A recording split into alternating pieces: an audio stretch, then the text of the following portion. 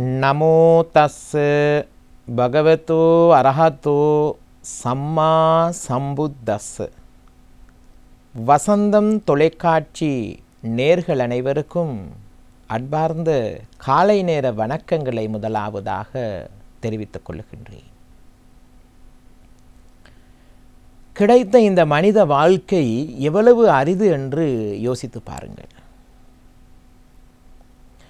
இந்த கிடைத்த மனித வாழ்க்கையில் உங்கள் வாழ்க்கை சிறக்காமல் இருக்கிறதற்கு காரணம் நீங்கள். என்னவாக இருக்கும்? உங்களுக்கு இந்த கிடைத்த வாழ்க்கையிலே அதிகமாக கோபம், பொறாமை, போட்டி, அகராதித்தனம், அகம்பாவம், என்னை விட பெரியவன் யாரும் இல்லை, நான் தான் படித்தவன், நான் தான் உயர்ந்தவன், நான் தான் வசதியானவன், நான் தான் உயர்ந்த ஜாதி. அப்போ மற்றவர்களெல்லாம் யாராக இருக்கும்? சற்று சிந்தித்து பாருங்கள். உங்களுக்கு நீங்களே சூனியம் வைத்துக் கொள்ளுகின்றீர்கள். உங்களுடைய எண்ணங்களினூடாக எல்லாம் நான் நான் நான் என்றே நினைத்து கொண்டிருக்கின்றோம். எல்லாம் என்னுடையது என்னுடையது என்னுடையது என்று சொல்லிக் கொண்டிருக்கிறோம். என்னுடையது வீடாக இருக்கலாம், வெளியிலேயாக இருக்கலாம், எந்த இடத்திற்கு சென்றாலும் என்னுடையது என்னுடையது என்னுடையது. எது உன்னுடையது? எது இன்று உன்னுடையதோ அது நாளை ஒரு மற்றொருடையது. எதை கொண்டு வந்தாய் நீ இழப்பதற்கு? ஒன்றும் கிடையாது. வாழ்க்கையிலே நாங்கள் ஏதோ ஒன்றை பிடித்து கொண்டு இது என்னுடையது என்று நினைத்து கொண்டு மற்றவர்களின் முன்னால் எமக்கு நல்ல பேர் கிடைக்கும் என்று நினைத்து கொண்டு கோபம், அகராதி, அகம்பாவம், பெருந்தன்மை, போட்டி, பொறாமை, ஒருத்தரிடம் பேசிக்கொண்டு இன்னொருத்தரை பற்றி சொல்லுவது. எப்படி வாழ்க்கையிலே எப்படி முன்னேறுவது? எப்படி குடும்பங்கள் கோயிலாகும்? எப்படி உங்கள் வாழ்க்கை சிறப்பாகும்?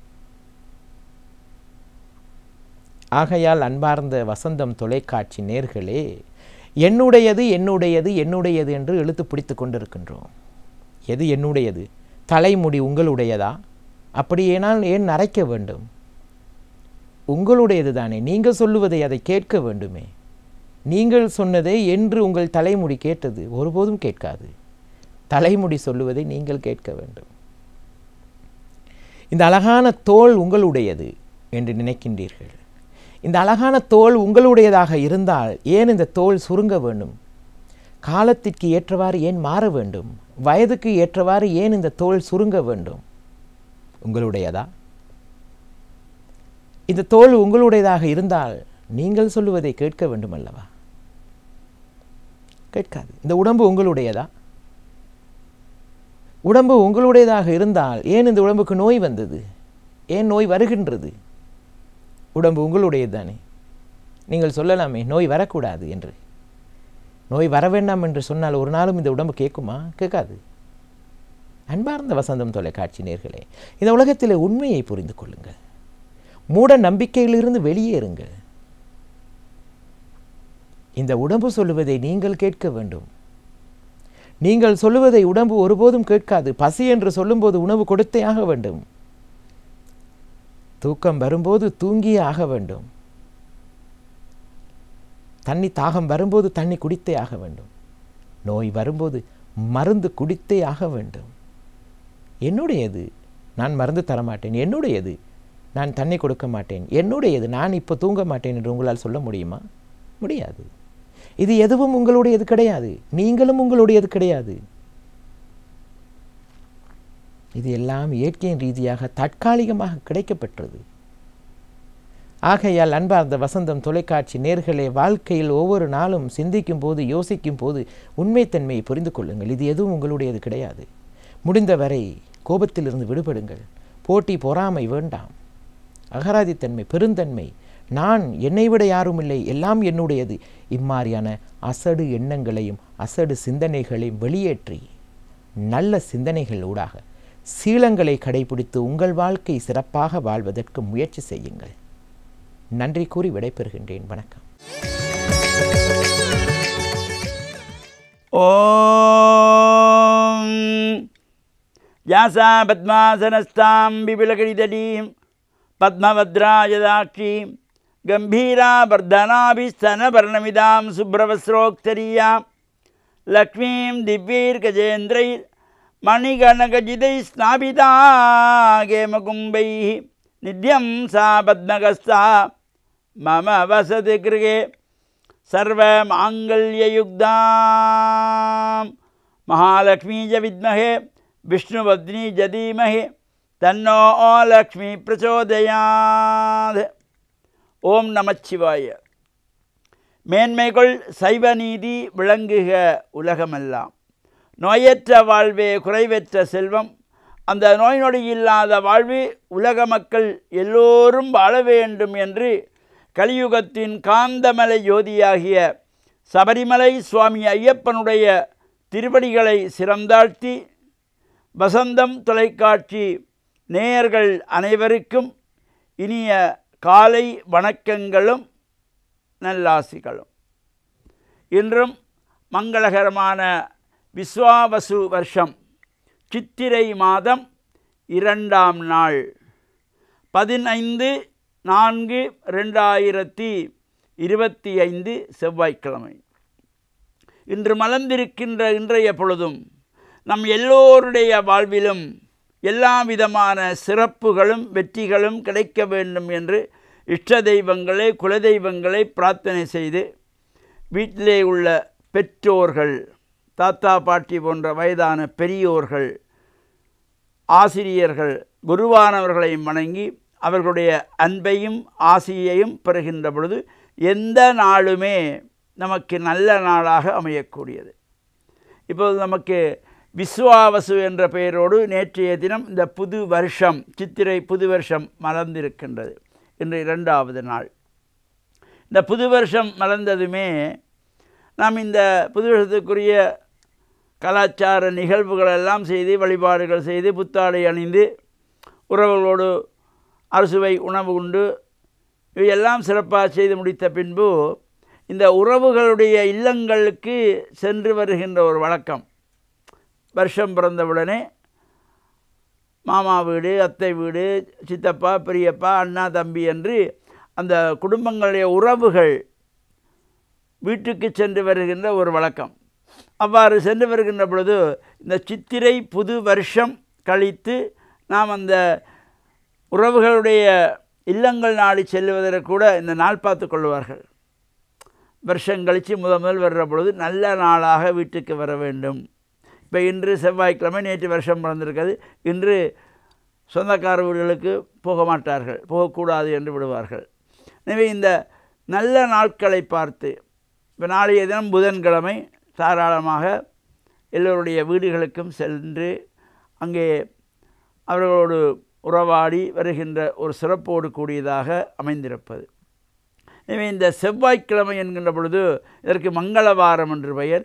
இறை வழிபாடுகள் இப்போ பொதுவாக இந்த செவ்வாய்க்கிழமைகளிலே இந்த ராகு கால நேரம் பிற்பகல் 3 மணி முதல் 4:30 மணி வரையிலே இந்த செவ்வாய்க்கிழமைகளில் இந்த ராகு காலம் என்று குறிப்பிட்டிருப்பார்கள். அது ஒரு சில மாதங்களிலே 5-10 நிமிடங்கள் முன்பின்னாக வருகின்ற வகையிலும் இந்த 3 மணி முதல் 4:30 மணி இந்த ராகு கால நேரம் 1.5 மணி நேரம் தினமும் ராகு காலம் என்று குறிப்பிடப்பட்டிருக்கும். அவர் அந்த ராகு கால நேரத்திலே துர்க்கையம்பாளை வேண்டி வழிபாடுகள் செய்வது, இந்த எலுமிச்சம்பழம் அதை 2 கூறுகளாக நறுக்கி புளிந்து சாறுகளை எடுத்து கிண்ணமாக்கி நெய் விட்டு திரி போட்டு விளக்கு ஏற்றி வழிபாடு செய்கின்ற ராகு கால துர்கா பூஜை வழிபாடுகள் செய்கின்ற பொழுதிலும் இந்த செவ்வாய் தோஷம், நாகதோஷம், புத்திர தோஷம், காலசர்ப்ப தோஷம் நீங்கி திருமண தடைகளெல்லாம் நிறைவேறுவதற்காக இந்த செவ்வாய்க்கிழமைகளிலே இது வருஷம் பிறந்து வந்திருக்கிற முதல் செவ்வாய், இந்த செவ்வாய்க்கிழமையில் நாம் இறை வழிபாட்டில் ஈடுபட்டு அம்பாளை வேண்டி பிரார்த்தனை செய்து இந்த ராகு கால நேரத்திலே இவ்வாறு துர்க்கை அம்பாளுக்கு எலுமிச்சம்பழத்திலே விளக்கு ஏற்றி எலுமிச்சம்பழம் சாற்றினிலே சாதம் வைத்து நிவேதனமாக வைத்து பிரார்த்தனை செய்து வழிபாடு செய்கின்ற பொழுதும் இந்த தோஷங்களெல்லாம் நீங்குகின்ற வகையிலும் மலர்ந்திருக்கின்ற இந்த விஸ்வாவசு என்ற பெயரோடு மலர்ந்திருக்கிற இந்த சித்திரை புது வருஷம்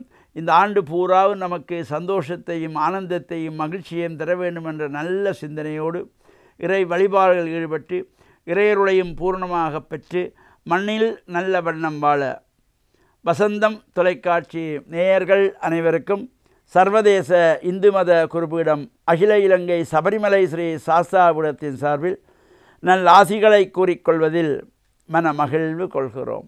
சர்வே ஜனாக சுகினோ பவந்து சமஸ்த சன்மங்களானி சந்து. சுபம். அஸ்ஸலாமு அலைக்கும் வரஹ்மத்துல்லாஹி வபரகாத்துஹு. إن الحمد لله نحمده ونصلي على رسوله الكريم أما بعد فقد قال الله سبحانه وتعالى في قرآنه الكريم بعد أعوذ بالله من الشيطان الرجيم بسم الله الرحمن الرحيم فانكحوا ما طاب لكم من النساء مثنى وثلاث ورباع صدق الله العظيم. وقال نبينا صلى الله عليه وسلم النكاح من سنتي فمن رغب عن سنتي فليس مني أو كما قال عليه الصلاة والسلام. கண்ணியத்துக்குரிய பெரியார்களே சகோதரர்களே, அல்லாஹு சுப்ஹானஹு வ தஆலா மனிதனுக்கு தந்திருக்கக்கூடிய கட்டங்களில் சிறந்த கட்டம் வாலிபத்தினுடைய கட்டம். சிறந்த கண்ணியத்துக்குரிய தைரியமான கட்டம் வாலிபத்தினுடைய கட்டம்.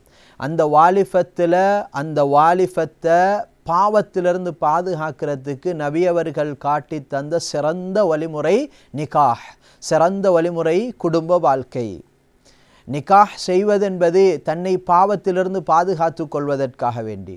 இன்று பலர்கள் நிகாஹ் செய்திருக்கிறார்கள், ஆனால் ஏதோ முடித்து விட்டோம் வாழ்கிறோம் என்பதாக வாழ்கிறார்கள். எனவே குடும்ப வாழ்க்கை என்பது அது விசாலமான பகுதியை சார்ந்தது. இன்று குடும்ப வாழ்க்கை சர்வசாதாரணமாக நினைத்து கொண்டு நாம் இருக்கிறோம். குடும்ப வாழ்க்கையை பற்றி படிக்க வேண்டும். குடும்ப வாழ்க்கை எந்த அளவுக்கு கணவன் மனைவி சந்தோஷமாக நிம்மதியாக இருக்கிறார்களோ செய்யக்கூடிய தொழில் அல்லாஹ் பரக்கத்தை உண்டாக்குவான். கண்ணூர்களை விட்டும் அவர்களை பாதுகாப்பான். சிறந்த பிச்சலங்களை அல்லாஹ் உருவாக்குவான். அந்த பிள்ளைகள் சிறந்தவர்களாக இருப்பார்கள், சமுதாயம் போற்றக்கூடியவர்களாக இருப்பார்கள். பிள்ளைகள் இவர்களுக்கு துஆ செய்யக்கூடியவர்களாக மாறுவார்கள். கணவன் மனைவி ஒற்றுமையாக இருக்கும் பொழுது, குடும்ப வாழ்க்கையில் சிறந்தவர்களாக தக்வா உள்ளவர்களாக இருக்கும் பொழுது அல்லாஹ் இப்படிப்பட்ட நிலைமைகளை உருவாக்கி தருவான். குடும்ப வாழ்க்கையில பிரச்சனைகள் வாரத்துக்கு நிறைய காரணங்கள் இருக்குது. குடும்ப வாழ்க்கையில பிரச்சனைகள் வாரத்துக்கு நிறைய காரணங்கள் இருக்குது. இதே போன்று குடும்ப வாழ்க்கையில சந்தோஷத்தை உண்டாக்குறதுக்கு குர்ஆன் சொல்லித்தார பாடம் இன்னல்லதீன ஆமனு வஅமிலுஸ் ஸாலிஹாத், யார் ஈமான் கொண்டு சாலிஹான நல்ல அமல்கள் செய்கிறார்களோ, அல்லாஹ்வுடைய தொடர்போடு இருக்கிறார்களோ, சயஜஅலு லஹுமுர் ரஹ்மானு வுத்தா, அவர்களுடைய வாழ்க்கையில் அல்லாஹ் இரக்கத்தன்மையை, அன்பை, நேசத்தை அல்லாஹ் உருவாக்குறான் என்பதாக குர்ஆனிலே சொல்கிறான். எனவே கண்ணியத்துக்குரிய மேலான பெரியோர்களே சகோதரர்களே, திருமணம் முடித்த நாங்கள் யோசிக்க வேண்டும், என்னுடைய குடும்ப வாழ்க்கை எவ்வாறு அமைந்திருக்கிறது? குடும்ப வாழ்க்கையில் நான் அடைய வேண்டிய நிம்மதியை, நான் அடைய வேண்டிய சந்தோஷத்தை அடைந்து கொண்டுதான் நான் இருக்கின்றேனா என்று நாங்கள் சிந்திக்க வேண்டும். எனவே குடும்ப வாழ்க்கையில் சந்தோஷம், எங்களுக்கு கணவன் மனைவிக்கு மத்தியில் குடும்ப வாழ்க்கையில சந்தோஷம் வரணும் என்று சொன்னா சில விடயங்களை ஞாபகப்படுத்துகிறோம். அதுல முதலாவது ஒரு விஷயம் தான் கணவனுக்கு மனைவியை பற்றியும், அதே போன்று மனைவிக்கு கணவனை பற்றியும் ரெண்டு பேருக்கு மத்தியில மகத்துவங்களும் கண்ணியங்களும் இருக்க வேண்டும். மனைவிக்கு கணவனை பற்றிய கண்ணியம் இருக்க வேண்டும், அதே போன்று கணவனுக்கு மனைவியை பற்றிய கண்ணியம் இருக்க வேண்டும். இந்த கண்ணியம் இழக்கும் பொழுதுதான் பல பிரச்சனைகள் வருவதற்கு அடிப்படையான காரணமாக அது அமைகிறது. எனவே ஒருவருடைய கண்ணியம் எங்களுடைய உள்ளத்தில் இருக்கும் பொழுது, என்னுடைய மனைவி இது, என்னுடைய கணவர் இவருக்கு நான் இவ்வாறு சொல்லக்கூடாது, செய்யக்கூடாது என்ற உணர்வு வரும். இது முதலாவது விடயம். இரண்டாவது, நாம் எல்லா கட்டத்திலையும் குடும்ப வாழ்க்கை என்று வரும் பொழுது எல்லா கட்டத்திலையும் நாங்கள் புரிந்துணர்வோடு நடந்து கொள்ள வேண்டும். இன்று புரிந்துணர்வு இல்லை என்றால், எங்களுக்கு ஒரு 5 நண்பர்கள் இருக்கிறார்கள் என்று வைத்துக் கொள்வோம். 5 நண்பர்களுடைய குணங்களும் பலதரப்பட்ட வித்தியாசமான குணங்களாக இருக்கும். அந்த 5 நண்பர்களுடைய குணங்கள் எவ்வாறு என்பதை நாங்கள் புரிந்து கொண்டால்தான் அந்த 5 நண்பர்களும் எங்களோடு தொடர்ந்து பயணிப்பார்கள், நாங்களும் அவர்களோடு பயணிப்போம். எப்பொழுது புரிந்துணர்வு இல்லாமல் ஆகின்றதோ அங்கு பிரச்சனைகளும் பிளவுகளும் வருவதற்கு காரணமாக அமைகிறது. எனவே ஆரம்ப கட்டம் புரிந்துணர்வு அது மிக விசேஷமாக இருக்க வேண்டும். அதே போன்று மன்னிப்பு கேட்கக்கூடிய அந்த குணம் எங்களுடைய வாழ்க்கையில் இருக்க வேண்டும். மன்னிப்பு கொடுக்க வேண்டிய குணம் எங்களுடைய வாழ்க்கையில் இருக்க வேண்டும். அதே போன்று அவர்களுக்கென்று சில சுதந்திரங்கள் இருக்கும். மார்க்கத்திற்கு உட்பட்ட முறையில் அவர்களுடைய சுதந்திரங்களில் நாம் தலையிடாமல் இருப்பது. அதே போன்று கணவன்மார்கள் தொழில் செய்யக்கூடியவர்களாக இருந்தால், அவர்கள் வியாபாரத்தில் இருந்தால் அல்லது வேலை பளுக்களில் இருந்தால், மனைவிமார்கள் சிந்திக்க வேண்டும், இந்த நேரத்தில் அவர்களுடன் இந்த வார்த்தைகளை அல்லது இந்த விடயத்தை பேசுவது அது சாதகமாக அமையுமா அல்லது பாதகமாக அமையுமா என்பதை சிந்தித்து செயல்பட வேண்டும். அவர்களுடைய நிலைமையை விளங்கி நடந்து கொள்ள வேண்டும். அரபிலே சொல்வார்கள், நாம் எந்த அளவுக்கு அறிவாளிகளாக இருந்தாலும், எந்த அளவுக்கு மேதைகளாக இருந்தாலும், எந்த அளவுக்கு நாங்கள் உலகத்தினுடைய துறையில நாங்கள் மேலே சென்றிருந்தாலும், அரபிலே சொல்வார்கள்,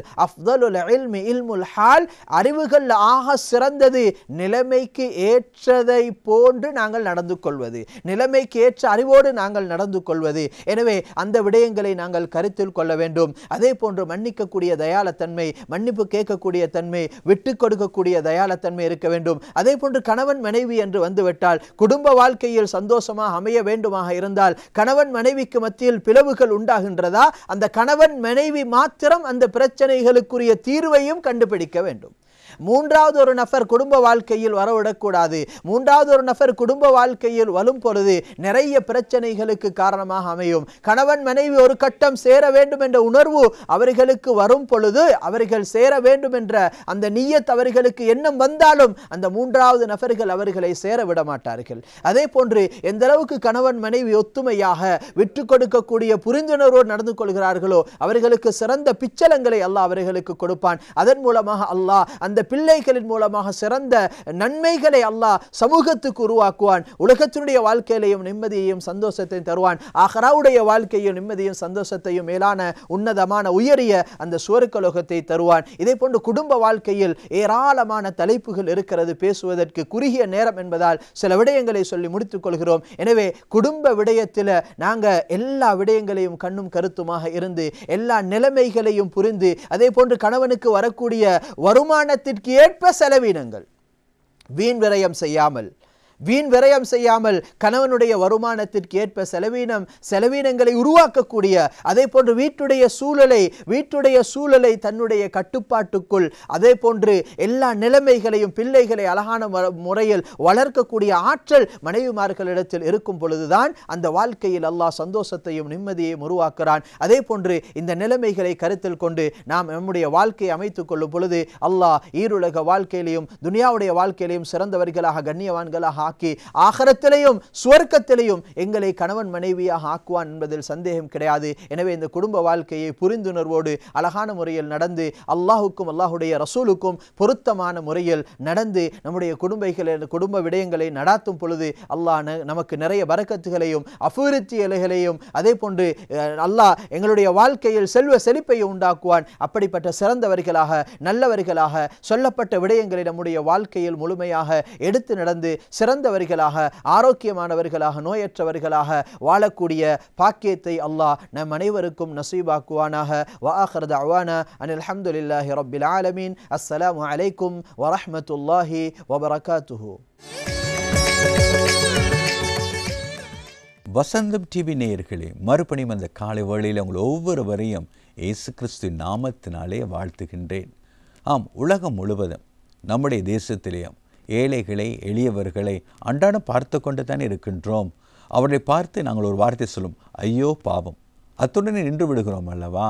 அவர்களுக்கு எங்களுடைய உதவி கரங்களை நீட்டுவது கிடையாது. சில வேளைகளிலே ஏழைகளை எளியவரை காணும் பொழுது அவர்கள் மீது மிகவும் கரிசனை உடையவர்களைப் போல சில வேளைகளிலே நம்முடைய வார்த்தைகள் இருந்து விடுகிறது. ஆனால் நடைமுறை வாழ்க்கையிலே செயல்களிலே அதனை நாங்கள் காண்பதே கிடையாது அல்லவா? அப்படியான ஒரு சம்பவத்தை தான் இந்த தூய வாரத்திலே நாங்கள் பார்க்க போன்றோம்.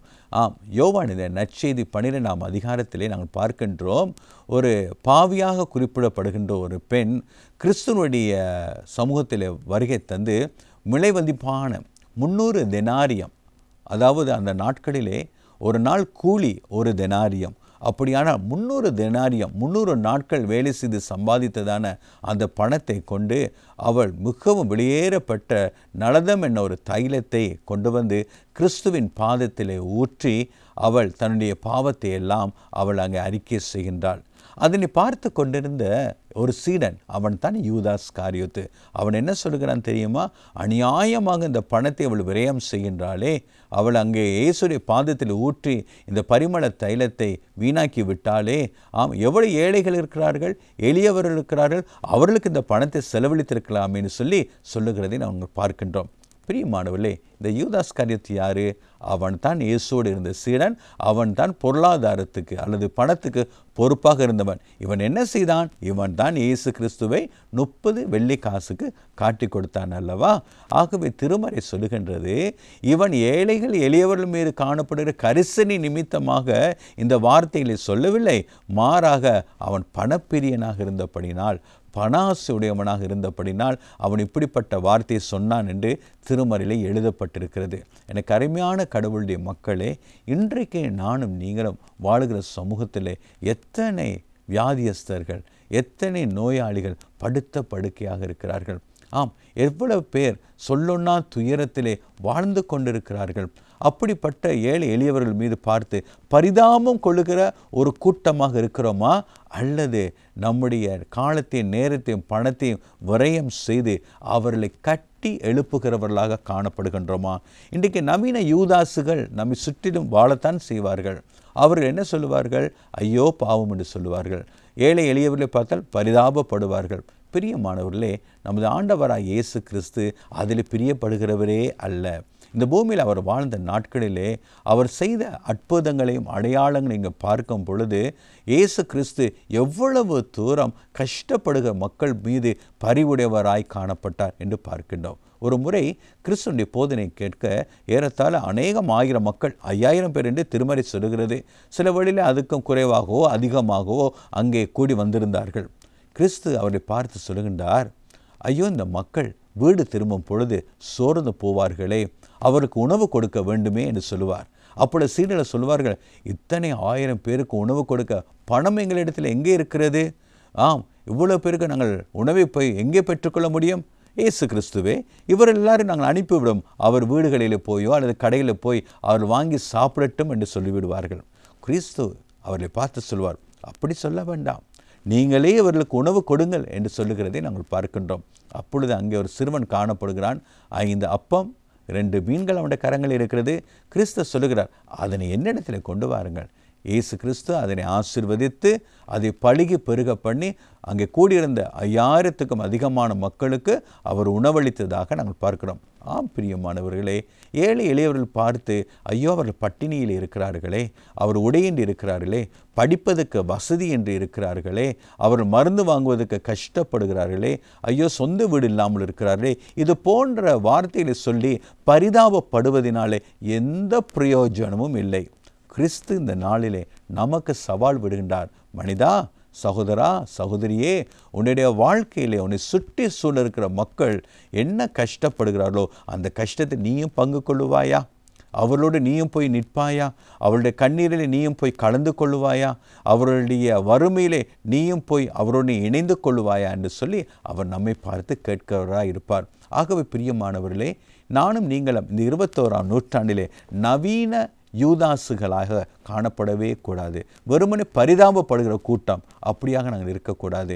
நம்மள் இயன்ற அளவு நாங்கள் இறை பலத்தோடு செய்யக்கூடியதை செய்தே ஆக வேண்டும். அப்படியானால் இறைவனை நோக்கி நாங்கள் பிரார்த்தனை செய்வோம். இயேசு கிறிஸ்துவே, எனக்கு உம்மை போல நீர் எப்பொழுது எல்லாம் ஏழைகளை எளியவரை கண்டு பொழுதெல்லாம் அவர் மீது பரிவு கொண்டீரோ, அதே போல் நானும் பரிவு கொள்ளுவதோடு நின்று விடாதபடிக்கு நான் அவர்களுக்கு என்னால் என்றதை நான் செய்ய எனக்கு துணை புரியும், உதவி செய்யும்னு கேட்டு பாருங்கள். கிறிஸ்து நமக்கு உதவி செய்வார். இந்த வார்த்தைகளை தியானியுங்கள், செயல்படுங்கள். கடவுள் தாமே உங்களை ஆசீர்வதிப்பாராக.